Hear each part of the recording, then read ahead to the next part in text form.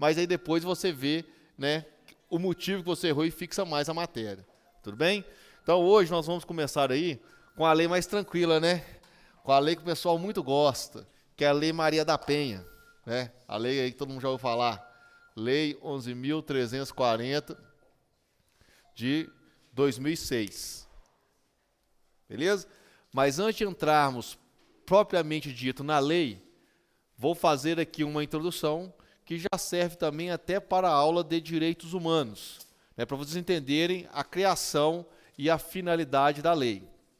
E aí, a gente vai pegar, né, antes de entrar propriamente dito na lei, nós vamos pegar lá, né, a época da Segunda Guerra Mundial.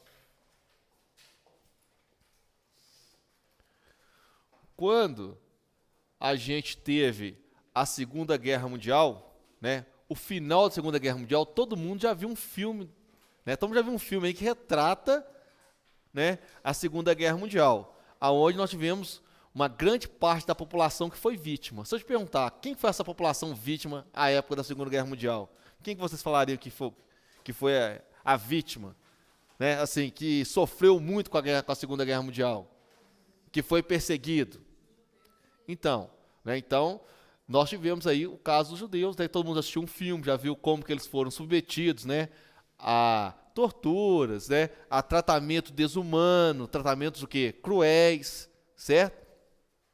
E é importante entender que hoje você é vítima, amanhã você é o autor, né? A gente pode pegar até um paralelo aí, né? Por exemplo, a Dilma e o Lula, na época de ditadura, foram perseguidos. Depois viraram o quê? O Marte, o presidente, né? Uma das autoridades mais importantes do país. Hoje já estão sendo alvo o quê? De perseguição novamente. Né? Perseguição, isso que eu falo, assim, não estou falando quem está certo e quem está errado. Mostrando, né, o quadro. Então, mais ou menos, esse foi o pensamento. Foi um pensamento da época. Né? Então, na hora que eles observaram o que foi feito com o judeu, ele falou assim, amanhã eu posso ser vítima, né? Amanhã eu posso ser vítima. Amanhã o que fizeram com o judeu podem fazer comigo, então nós temos que ficar o quê? Preocupados. Porque antigamente, os estados, quando eu falo dos países, eram como se fossem ilhas. Como se fossem ilhas. Ou seja, cada país preocupava com si. Né? E cada um colocava as normas que queriam. Né? Então, desse modo, depois que terminou a Segunda Guerra Mundial, esse pensamento começou a se mudar. Ou seja, os países começaram a preocupar-se em regulamentar norma em que todos os países deveriam observar. Então, a Alemanha fazia sua norma, não preocupava com o Brasil. O Brasil fazia sua norma, não preocupava com os Estados Unidos. Os Estados Unidos fazia sua norma, não preocupava com a Inglaterra. Cada um fazia a sua norma. Mas aí, isso se mudou, né? Mudou radicalmente com a Segunda Guerra Mundial, em detrimento esse fato. De tal forma que quando você for ler a Declaração Universal dos Direitos Humanos, se você ler o preâmbulo, ele vai tratar exatamente o que eu estou falando, desse tratamento desumano, desse tratamento o quê? Cruel, que nós tivemos aí entre 1939 a 1945, né, que foi o período aí da Segunda Guerra Mundial. Então nós tivemos uma mudança, né? Aqui nós tivemos uma mudança de pensamento. Ou seja, passou-se a preocupar, passou-se a ter uma preocupação, né, de se regulamentar normas entre os estados, né, países. Então, ou seja, começou-se a ter uma visão que eu não deveria ter só normas internas, eu deveria ter uma norma em que todos os países devessem o quê? Respeitar. Então, nesse contexto, só para vocês verem aqui, foi, né, o final aqui foi 1945, né? A Declaração Universal A Declaração Universal dos Direitos Humanos é de que ano? De 1948.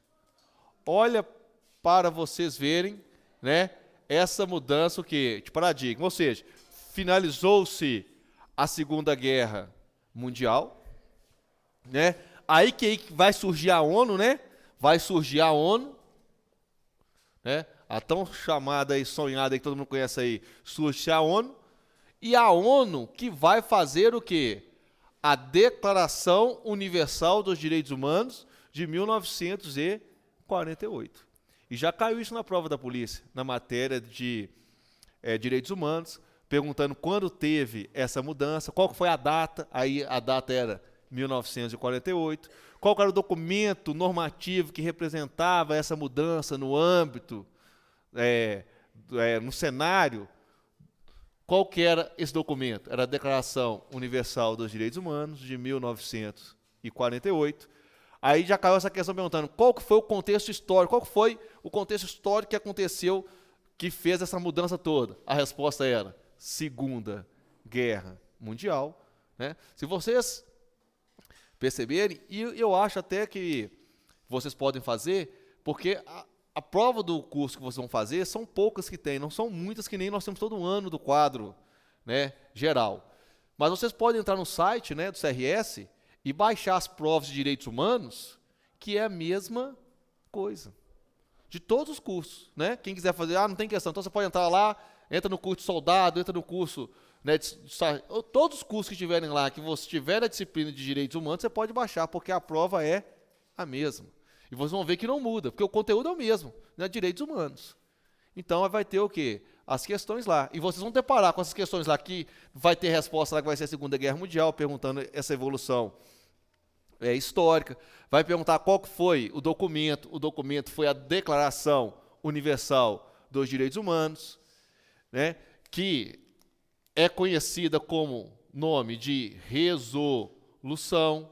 Por que uma resolução? 217, né? O número é até 217, resolução 217. Por que uma resolução e não um tratado? Já que na prova perguntando se a Declaração Universal dos Direitos Humanos é tratado. E não é tratado, é uma resolução. Por que não é tratado? Porque tratado, acordo, convenção, é feito entre países. Ou seja, os países se reúnem e fazem um tratado, né? Assina-se um tratado.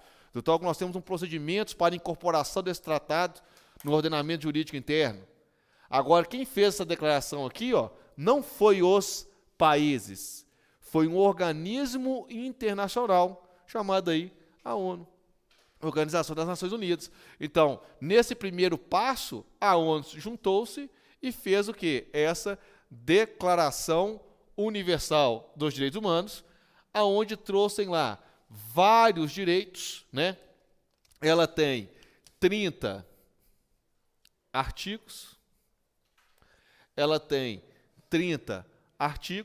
aonde vai trabalhar, né, direitos que devem ser concedidos ao cidadão e devem ser observados, ou seja, uma orientação para que todos os países observam, né? Ou seja, lá vai estar escrito que o cidadão não pode se submeter à tortura, não pode se submeter a tratamentos cruéis, né? Então, toda essa dinâmica, né, que surge lá em 1948, vocês vão ver, quando vocês lerem a Declaração 1948, o seu dispositivo é como se você estivesse lendo o nosso artigo 5º da Constituição Federal hoje, né? A mesma coisa. A diferença é que a Constituição tem muito mais direitos do que foram previstos na Declaração, né, Universal dos Direitos Humanos de 1948. Mas tudo que está aqui está na Constituição Federal hoje. A Constituição Federal abarcou tudo, todos os direitos que estão aí nessa declaração. E só aqui surge também um tema que é muito importante, porque essa declaração ela vai tratar especificamente do que chamamos de direitos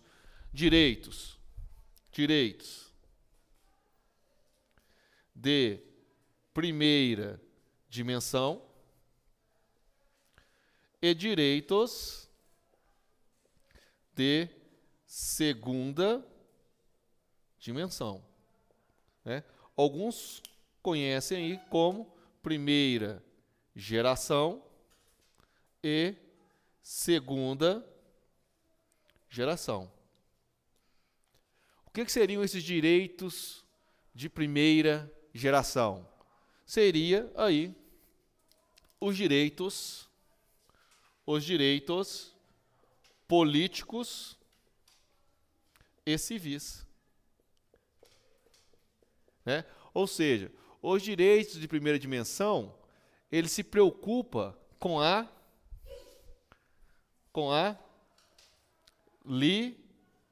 liberdade. A liberdade de forma geral, liberdade de expressão, liberdade de locomoção, né? Então, liberdade, né, o direito aí ao voto, direito de trabalhar, né? Então, você tem aí os direitos civis e políticos, né, que vai trabalhar aí as liberdades. Já os direitos de segunda dimensão vai trabalhar os direitos sociais, né? Ou seja, primeiramente você quer ter direito o quê? À vida. Primeiramente você quer ter direito de locomoção, né? Depois que você tem o quê? O direito resguardado. Só pegar aqui, ó. Pegar aqui os escravos, na época, né? Ainda bem que a escravidão acabou, senão eu estava lá, né? Tava lá, em vez de estar aqui com o pincel na mão, tava o quê? Com a enxada, né? Mas tá bom. Mas então, vamos lembrar os escravos. Por que eles brigavam primeiro? Eles brigaram por que primeiro? O que eles queriam primeiramente? Liberdade, não foi? Então eles lutaram por direito de primeira dimensão. Depois que eles conseguiram a liberdade, né, eles começaram a brigar por causa de quê? Né? Então eles começaram a querer ter o quê? Igualdade material. Ou seja, eu sou livre hoje, mas não adianta eu ser livre sem nada. Então ele começa a preocupar com a saúde, começa a preocupar com o trabalho, né? Começa a preocupar com a educação, certo? Então os direitos de segunda dimensão, que são os direitos sociais, culturais e econômicos, direitos sociais, culturais e econômicos, como saúde, trabalho, educação, estão num segundo momento.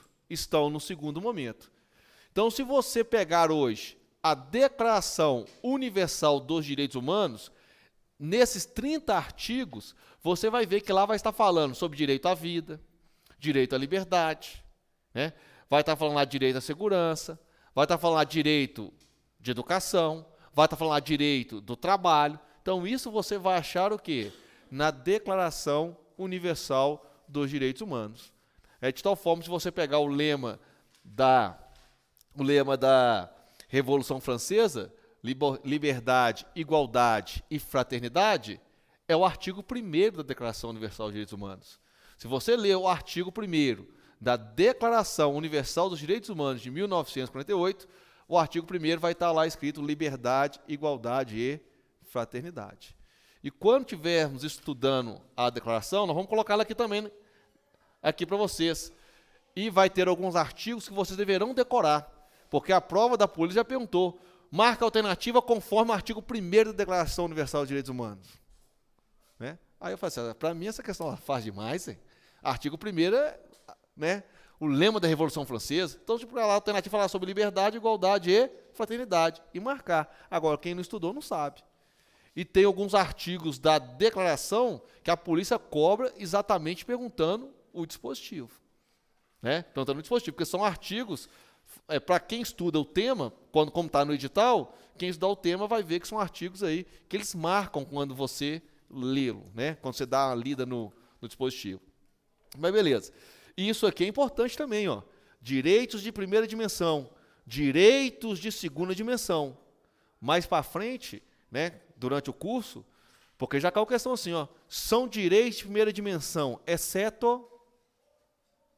Aí ele colocava lá liberdade, igualdade, colocava todos os direitos. Aí a gente sabia que os direitos de primeira dimensão, Ele envolve o quê? Direitos civis, né? Direitos civis e políticos. Liberdade de expressão, liberdade de locomoção, direito à vida, né? E aqui os direitos sociais trabalham essa parte aí, né? Direito à educação, saúde, dentre outros. Mas a nossa aula não é esta agora. Isso foi só para vocês o quê? Entenderem o que eu vou falar agora, né? Vocês viram hoje a importância da Segunda Guerra Mundial. Da Segunda Guerra Mundial veio a Declaração Universal dos Direitos Humanos, que não é tratado. Já conhece na própria, perguntando se era tratado. Não é tratado, é resolução. Por que resolução? Porque foi feito pela ONU, não foi feito pelos países. Tratados, convenções e acordos é feito por países. Então foi uma resolução, que quem for ver lá é a resolução 217. Então vocês estão percebendo agora que a Segunda Guerra Mundial influenciou e impactou o cenário mundial, de tal forma que trouxe um novo pensamento. E um desses pensamentos foi exatamente de incorporação de tratados no ordenamento jurídico brasileiro. A declaração não é tratado, mas se você pegar hoje, nós temos uma gama de tratados internacionais do qual o Brasil faz parte. Mas essa gama de tratados e esse valor dado aos tratados ganhou essa perspectiva a partir de 1948 e hoje ele até impacta a nossa Constituição Federal. De tal forma que alguns tratados hoje que são incorporados no ordenamento jurídico brasileiro, eles passam a ter valor de Constituição. Beleza? Então, professor, você está falando isso por quê? Porque nós tivemos, né, uma mulher que chama-se Maria da Penha, né, que ela foi o quê? Violentada. Ela foi violentada 3 vezes. Foi violentada uma vez pelo seu marido, procurou as autoridades públicas, a autoridade foi lá, né, tem certeza. Né, se você chegar lá fora agora, né, suponha que seu carro está lá fora, suponho, não sei. Chegou lá fora, seu carro não está lá, o que você faz? Muito bom, chama a Gloriosa, né? Para onde estão querendo entrar agora, né? É a melhor do Brasil, né? Então vai chamar a polícia, viu? Não adianta. Todo mundo chama o quê? A polícia. Deu dificuldade. Você tá na Praça 7 lá, deu dificuldade. Você não sabe, quer saber um ônibus. Aí você olha para o lado assim, tem um polícia lá. Você vai lá. O polícia tem que saber tudo, né? Porque o polícia sabe tudo. Não. Aí vocês pensam assim, aí o policial fala assim, não, eu sou eu sou do Rio de Janeiro, passei no concurso aqui, acabei de formar aqui, estou na região que eu não conheço muito, aí você acha ruim. Amanhã é você que vai estar lá vestido de polícia, vai estar lá e vai ser, ô polícia, porque para eles não interessa, né? Se é polícia, quer saber se você é oficial, se você é soldado, se você é sargento, quer saber não, polícia é polícia. Aqui eu estou querendo ir Sagrada Família, qual ônibus que eu pego aqui? Aí você vai dar praticamente aí a mesma resposta que você não gostava o quê? De ouvir. Por isso que hoje, né? Por isso tem que ter os aplicativos, né? Proatividade, né? Proatividade. Eu não vou dar uma resposta hoje para um cidadão que pergunta, então peraí, você abaixa o aplicativo, procura assim, ó, né? O cidadão quer uma resposta, né? Ficou melhor, não ficou? Baixa o aplicativo assim, ó, aqui com o aplicativo, o ônibus X virou ônibus Y, né? E tal local. Né? É assim que a gente trabalha hoje. Mas então amanhã você vai baixar o aplicativo para dar também o quê? Uma solução, não pode simplesmente virar as costas. Mas, voltando aqui, então, do mesmo jeito que vocês acionam a polícia, ela também na época acionou o quê? A polícia.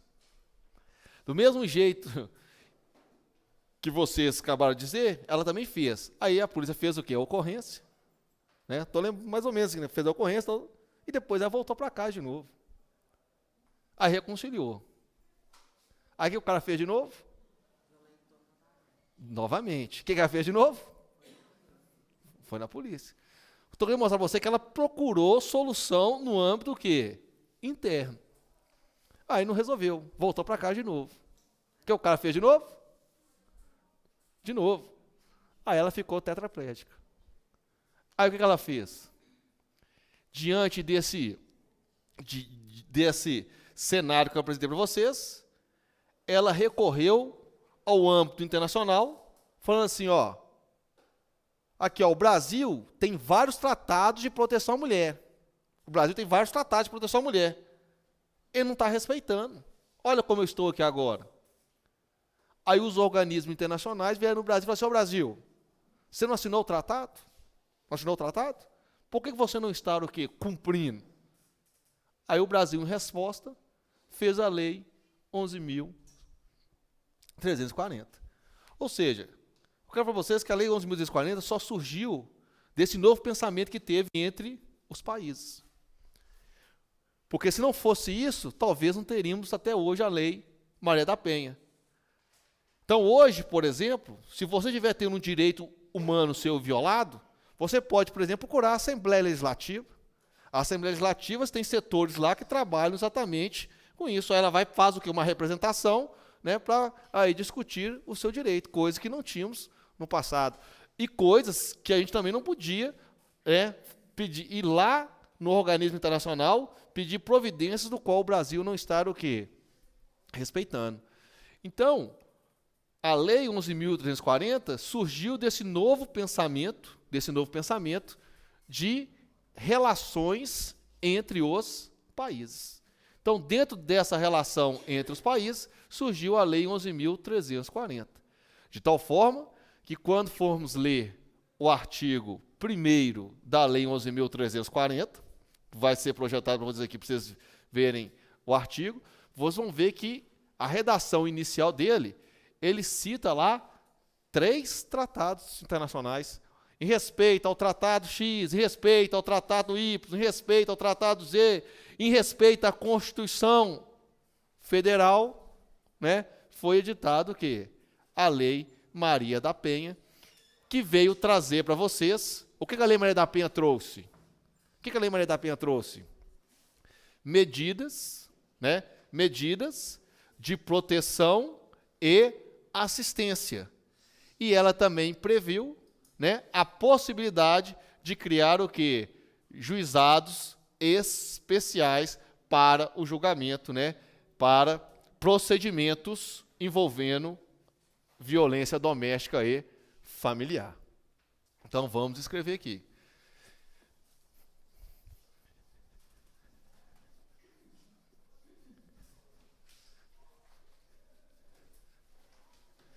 Então, a Lei Maria da Penha, a Lei 11.340, ela surgiu para respeitar tratados internacionais,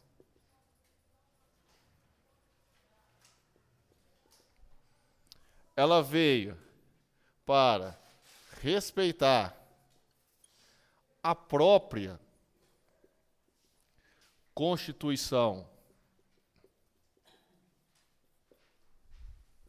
Federal de 1988, e lá fala expressamente do artigo 226, que é o artigo na Constituição que trabalha, né, trabalha o capítulo referente à família. Ela veio para criar medidas de proteção, ela veio para criar medidas de assistência,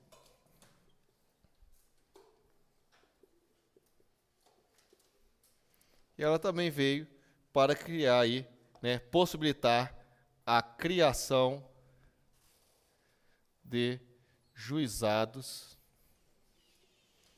de violência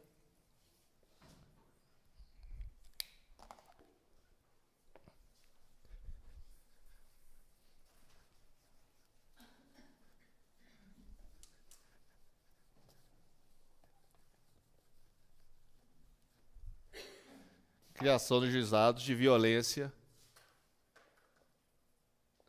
doméstica e familiar.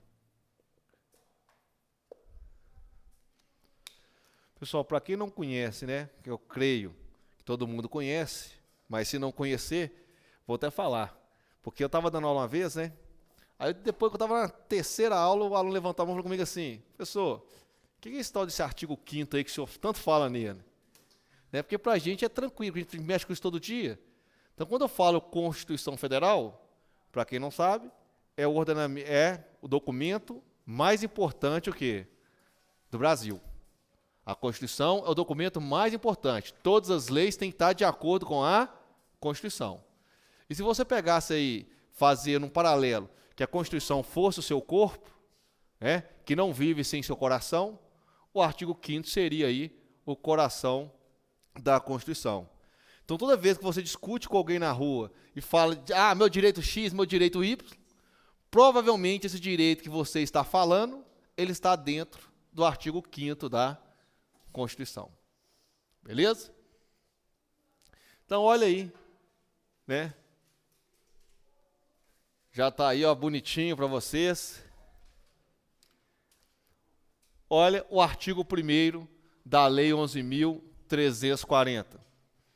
Esta lei cria mecanismo para coibir e prevenir a violência doméstica e familiar contra a mulher. Vou até contar para você ver aqui, ó. Mulher. Se eu não me engano, já vai ter 6 vezes a palavra mulher. Olha lá.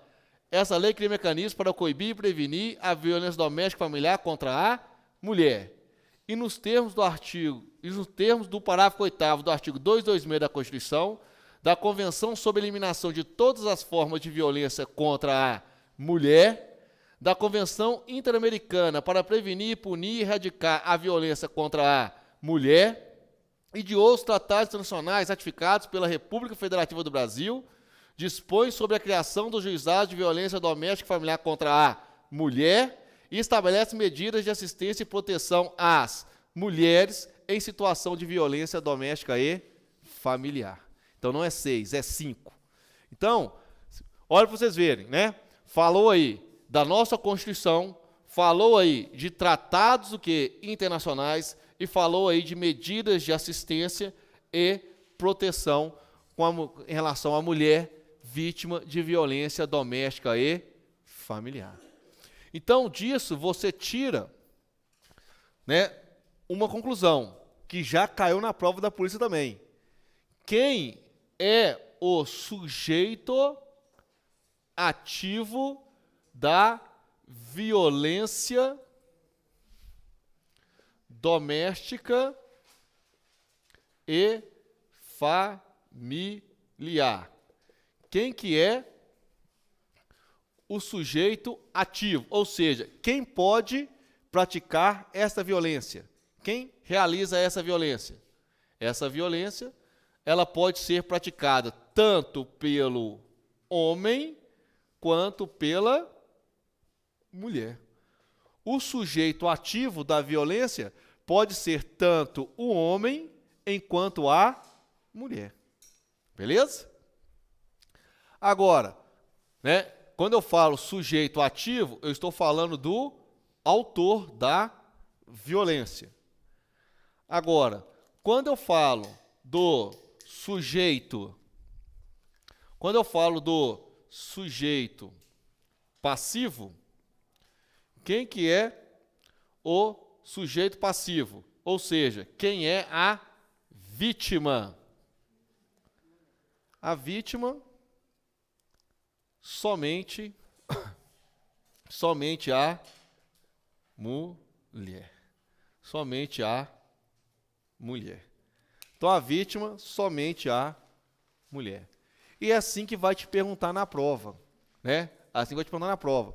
Quem que é a vítima? A vítima é só a mulher. Sujeito ativo é o homem e a mulher.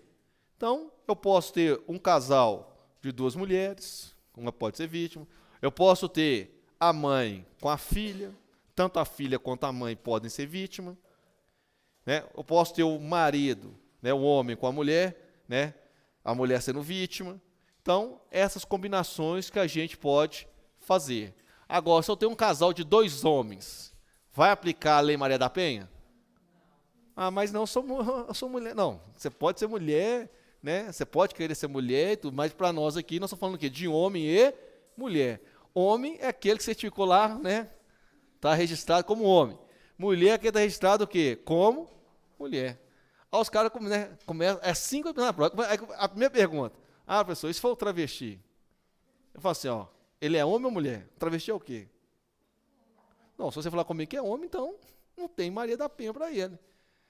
Agora, hoje, nós já temos, né? Já temos, só que desse jeito não vai te perguntar na prova, mas já temos homens, por exemplo, que viraram mulher, foi autorizado até mesmo pelo Poder Judiciário, né? Já fizeram até a cirurgia, já até modificaram, né, o registro. Então, essa pessoa para a gente é mulher agora. Essa pessoa agora é mulher. Né? Vou até brincar com vocês, né? Por exemplo, só, você está no shopping, se eu estou no banheiro de mulher, normalmente é mulher, né? Porque mesmo assim, quando um homem, né, ele não é homem, né? Não é homem, é mulher, né? Eu não sei nem como que eu falo, né? Ele vai no banheiro de homem quando está no shopping, por exemplo. No banheiro de homem, né? O camarada aqui, né, que não é mulher mesmo, normalmente ele vai no banheiro de homem. Mas, independente disso, o tema é muito polêmico, não dá para você cair numa prova objetiva. Na prova objetiva de marcar X, fala que é homem. Falou que é mulher, né? Agora, não vai cair lá. Agora, se cair lá, por exemplo, há um homem que virou mulher e autorizado pelo Poder Judiciário, mudou o registro, então ele não é mais homem, é mulher. O próprio registro dele passou a ser mulher. Então, todos os direitos, né, vai ser de mulher. Então, só que eles não vão perguntar isso na prova. Estou frisando, porque normalmente sempre tem essa aula, o camarada preocupa, né, com, né, o travesti e outras classificações também que tem, né, que são várias classificações que nós temos aí. Mas a única classificação que eu falo, ó, no final das contas, é homem ou é mulher. Se biologicamente, né, pelo documento, é homem, o tratamento é de homem. Se é mulher, o tratamento é de mulher para nós aqui nesse primeiro momento. Nós vamos pensar assim para a prova. Como você chama? Fala, Michele. Você não levantou a mão, não? Beleza? Então, tá claro nesse ponto? Então, sujeito ativo, né? Sujeito ativo, quem pode praticar? O homem ou a mulher. Sujeito passivo, somente a mulher. De tal forma que vocês viram aí que no artigo 1º, nós temos aí 5 vezes falando mulher. Porque tem gente que fala assim, não, a Lei Maria da Penha foi para aplicar para o homem também, não. Foi para aplicar.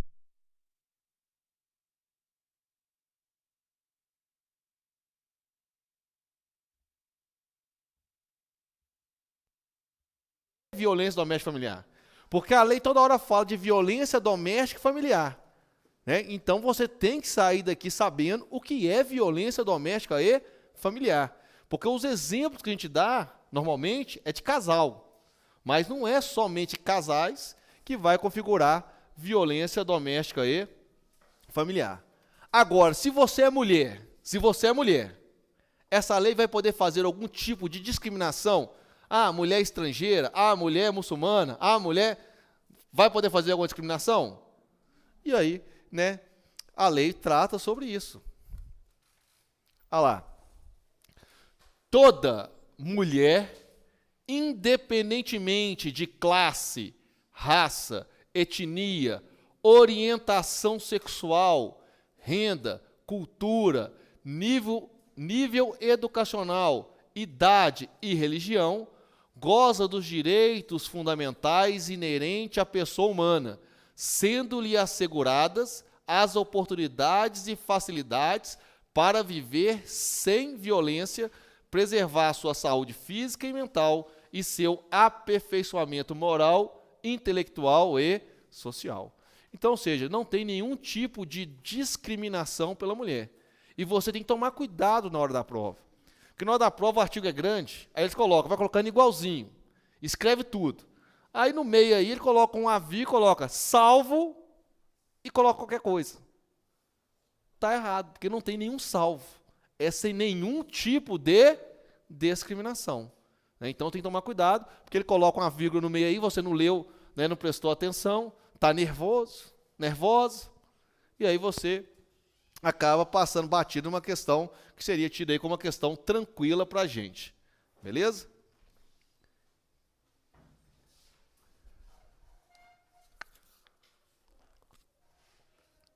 E aí continua. Serão asseguradas às mulheres as condições para o exercício efetivo dos direitos à vida, à segurança, à saúde, à alimentação, à educação, à cultura, à moradia, o acesso à justiça, ao esporte, ao lazer, ao trabalho, à cidadania, à liberdade, à dignidade, ao respeito e à convivência familiar e comunitária. Ou seja, a lei veio para garantir aí os direitos da mulher. Agora, olha que interessante. Vocês acham que essa lei fere o princípio da igualdade? Você acha, Michele, que essa lei fere o princípio da igualdade? Fere ou não?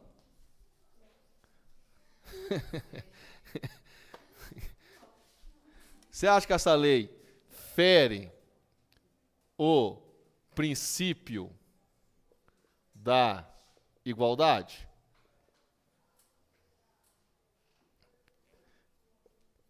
Quem falou não aí? Ué.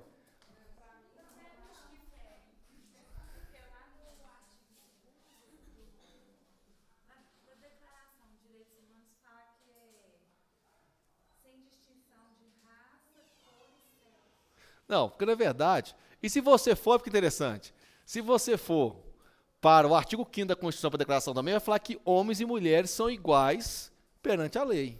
Não é isso mesmo?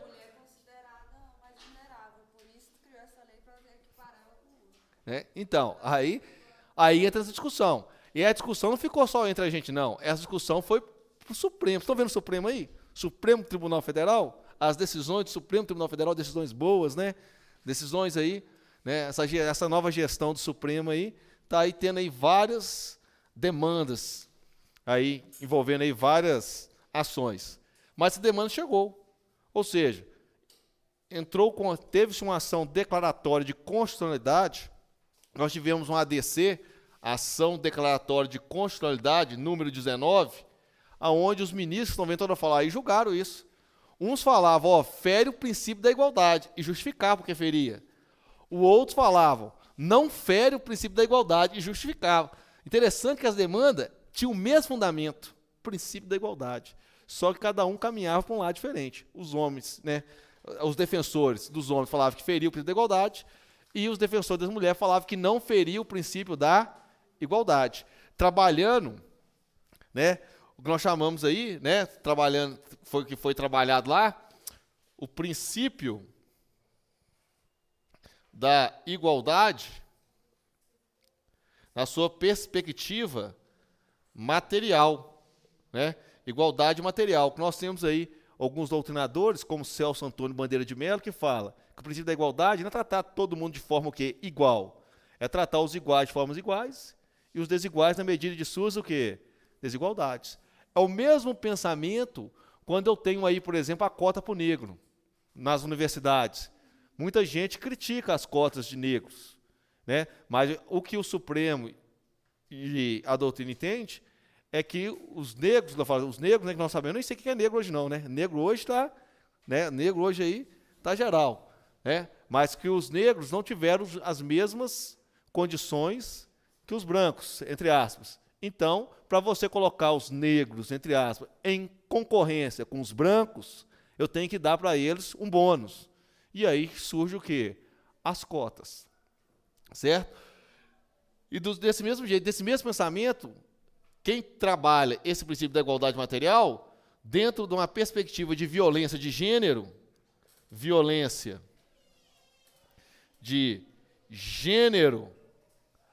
a mulher, ela é o quê? Vulnerável. Dentro da violência de gênero, a mulher é vulnerável. Sabemos que tem mulheres, né, que praticam agressões físicas e psicológicas contra os homens. Mas se você pegar aí a grande maioria, a maioria não é. Então a gente não pega pela minoria, a gente pega pela maioria. E nesse contexto que o Supremo Tribunal Federal disse que a Lei Maria da Penha, ela é o quê? Constitucional, ou seja, a Lei Maria da Penha respeita o princípio da igualdade. Não igualdade formal, tratar os homens e as mulheres iguais, formalmente, e sim de forma o quê?